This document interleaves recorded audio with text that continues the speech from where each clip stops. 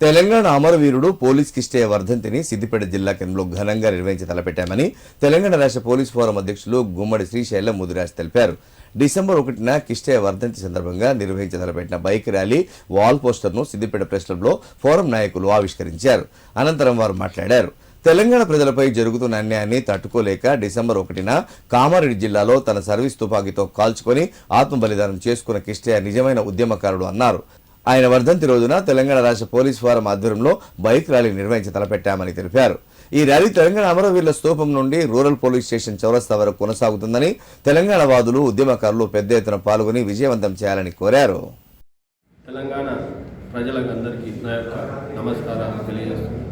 నేను మీ గుమ్మడి Srisailam Mudiraj, Telangana police forum రాష్ట్ర అధ్యక్షుడిని. తెలంగాణ కోసం మలిదశ ఉద్యమంలో తొలి అమరుడు పోలీస్ కిష్టన్న. నేను కూడా ఒక 15 సంవత్సరాలు పోలీస్ డిపార్ట్మెంట్లో పనిచేసిన. అంటే తెలంగాణ రావడం కోసం ఫస్ట్ అమరుడు పోలీసు కిష్టన్న.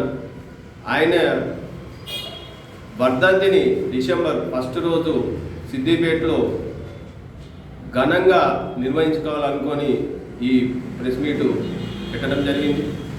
తెలంగాణలో ఉన్న ప్రతి జిల్లా నుంచి పోలీసుల అభిమానులు, పోలీస్ కిష్టన్న అభిమానులు పెద్ద ఎత్తున సిద్దిపేటలో ర్యాలీ నిర్వహిస్తున్నాం. అది అమరవీరుల స్తూపం నుంచి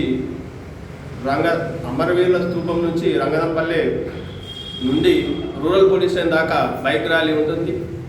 దయచేసి సిద్దిపేట ప్రజలు, పక్కనున్న జిల్లా తెలంగాణ ఉన్న జిల్లాల నుంచి కూడా పెద్ద సంఖ్యలో వచ్చి ఈ ర్యాలీని విజయవంతం చేస్తారని కోరుకుంటున్నాం. ఆయన ఆశయాల కోసమే ఈ ర్యాలీని నిర్వహిస్తున్నాం. పోయిన సంవత్సరం కూడా నిర్వహించినాం. ఈసారి పెద్ద ఎత్తున ప్రజలు రావాలని కోరుకుంటూ గుమ్మడి శ్రీశైలం ముదిరాజ్.